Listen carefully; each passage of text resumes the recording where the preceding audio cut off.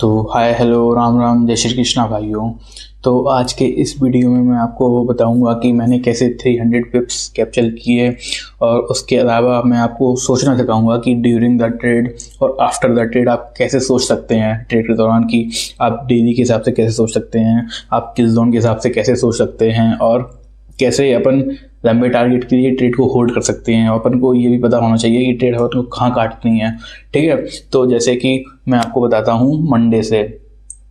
जैसे आज तो खैर वेडनेसडे है, बट मैं आपको मंडे से बताता हूँ। और at the end of the video मैं जो मैंने ट्रेड पकड़ी है उसका मैं प्रूफ भी ऐड कर दूंगा, क्योंकि मैंने लास्ट के 2 वीडियो बनाए हैं। क्योंकि पीपल विल थिंक लाइक कि मैंने वो झूठ डाले हैं। तो अब मैं जो वीडियो बनाया करूँगा उसमें मैं अपना स्क्रीनशॉट भी ऐड कर दिया करूँगा। ठीक है, तो अगर अपन मंडे से सोचते हैं, जैसे आज वेडनेसडे है, बट अपन को अगर अच्छा ट्रेड पकड़ना है तो अपन को सारी चीज़ें एक बार दिमाग में रखनी चाहिए।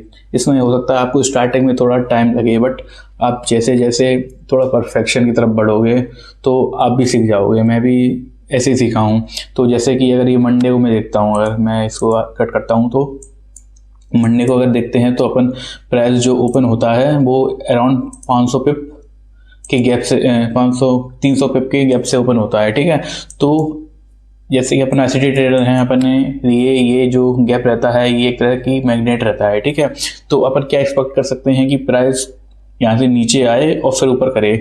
और क्योंकि इस दिन मंडे था तो आईसीटी के अकॉर्डिंग वीकली प्रोफाइल कैसी होती है, ऐसी Monday, Tuesday, Wednesday, Thursday, Friday ऐसी मतलब होती है। मतलब जो लो बनता है या तो ट्यूसडे को बनता है या तो वेडनेसडे को बनता है। ये 2 चीज़ें हो सकती हैं। ठीक है, अगर इस वीक को बुलिश रहना है तो अगर लास्ट वीक से जाएं तो अपन डेफिनेटली कहेंगे कि ये वीक बुलिश ही रहेगा।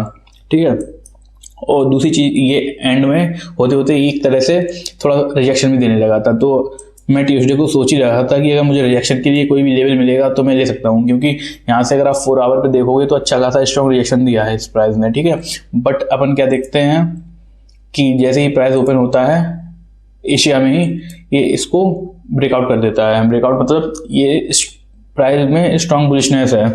तो मतलब अपन को अब डाउन के लिए मुझे ट्रेड नहीं लेनी है। मैं इस चीज़ से कंफर्म हो गया कि जो ट्रेड पकड़नी है अपन को बुलिश ही पकड़नी है। ठीक है, तो ये अपना लंदन हो गया, मतलब ये हो गया थर्सडे।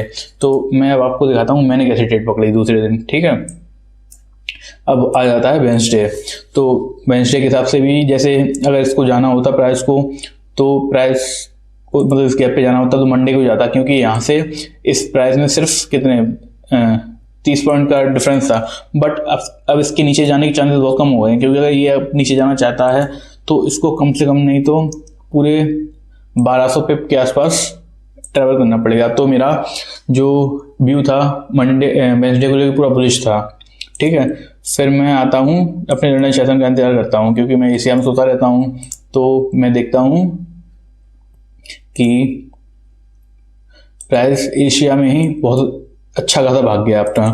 ठीक है, तो लेकिन अपन को अगर मुझे ट्रेड करनी है लंदन में, तो लंदन की क्या क्या चीज़ हो सकती हैं। एक तो London is known for its reversal, कि अगर एशिया में ऐसा गया तो क्या हो सकता है ना, लंदन रिवर्सल करे। ये चीज़ हो सकती है कि एक सेकंड रुकना, हाँ, कि लंदन है रिवर्सल करे या फिर न्यूयॉर्क उसको फिर रिट्रेस करे और ये डाउन बीआरएस भी क्लोज होती है, क्योंकि चांसेस इसके रहते हैं। क्योंकि क्या है ना, आज वेडनेसडे है, वेडनेसडे को भी ऐसा हो सकता है। अपन को देखो चारों तरफ से सोचना पड़ेगा। ऐसा नहीं है कि मतलब कंफ्यूजन क्रिएट हो रही है, बट एक तरह से दिमाग में चीज़ रखनी चाहिए, क्योंकि अपन अगर लॉन्ग टारगेट लेंगे तो एक तरह से कभी ना कभी फंस जाएंगे। तो लेकिन ये सोचना तब है जब कोई स्ट्रॉन्ग चीज़ रिजेक्शन मिले। तो जैसे लंदन सेशन स्टार्ट होने से पहले अपन देखते हैं कि यहाँ पे एक ऑर्डर ब्लॉक है, हालांकि ये एक स्ट्रॉन्ग ऑर्डर ब्लॉक नहीं है। ठीक है, ये टूट सकता है। तो ठीक है, फिर मैं इंतजार करता हूँ इस ऑर्डर ब्लॉक पे प्राइस के आने के लिए। ठीक है, फिर मैं क्या करता हूँ, इसको करता हूँ रिफाइन अच्छे से। रिफाइन में आपको ऑर्डर ब्लॉक की वीडियो बनाने जा रहा हूँ, मैं उसमें सिखाऊंगा। रिफाइन कुछ नहीं है, इसमें से देखो अगर मैं रिफाइन करूँगा तो मुझे एक ऑर्डर ब्लॉक ये मिल रहा है, ये अगर आप देखोगे तो एफवीजी ऊपर है, और एक ऑर्डर ब्लॉक मुझे मिल रहा है ये वाला। अगर आप ध्यान से देखोगे तो इसके आसपास थोड़ा ब्रेकवे गैप बचा हुआ है, ये पूरा फिल्ड नहीं है, बट इसके मुझे चांसेस कम लग रहे थे क्योंकि ये इसके पीछे ढका हुआ था। तो ये एक तरह से आप ध्यान से देखोगे तो ये एफवीजी नहीं है, ये पूरी एक कैंडल है। अगर आप ध्यान से देखोगे तो जैसे यहाँ पे आप टॉर्च मारोगे तो आपको सिर्फ ये कैंडल यहाँ तक दिखाई देगी, ठीक है। तो मुझे इसके चांसेस कम लग रहे थे, तो फिर भी मैंने वेट किया कि अगर प्राइस इस पे आगे थोड़ा रिजेक्शन देता है तो एक बार को मैं देख सकता हूँ, ठीक है। फिर मैं वेट करता रहा लंदन सेशन स्टार्ट होने के।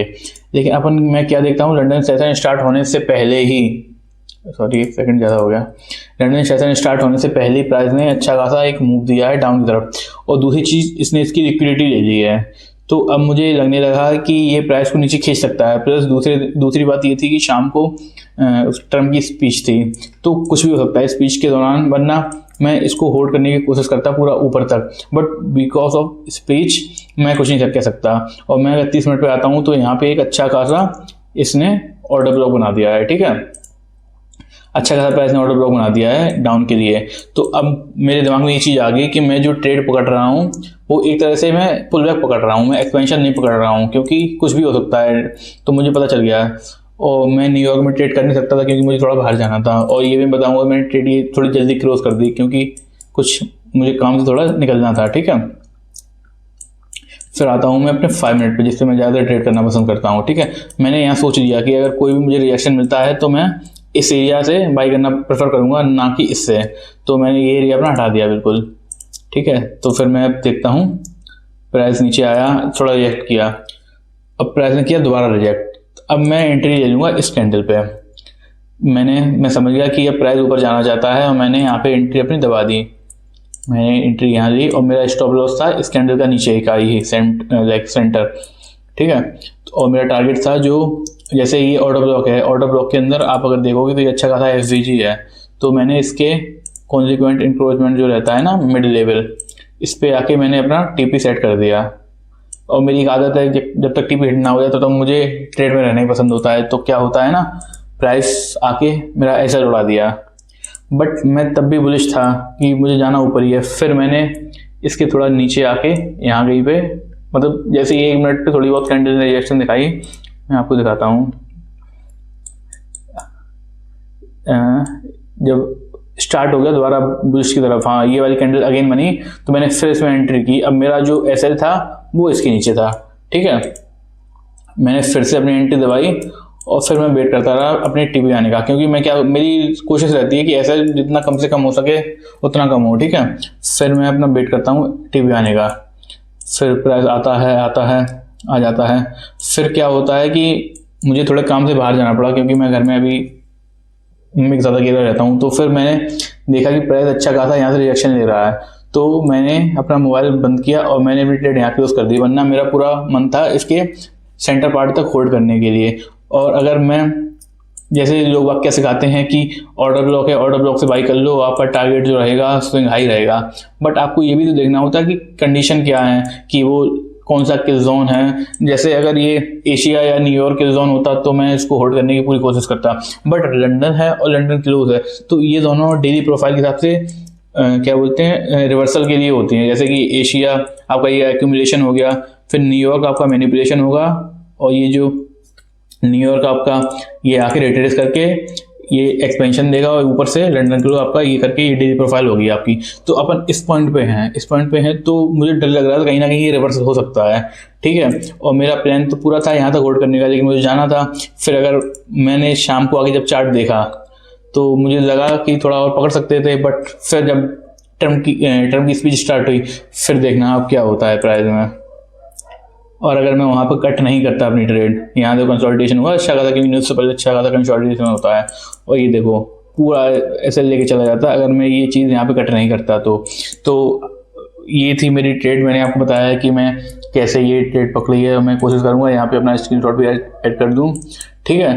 तो आपको अगर कोई भी डाउट हो तो आप कमेंट सेक्शन में पूछ सकते हैं, और आपको वीडियो कैसा लगा आप ये भी बता सकते हैं। देखने के लिए शुक्रिया, धन्यवाद, राम राम।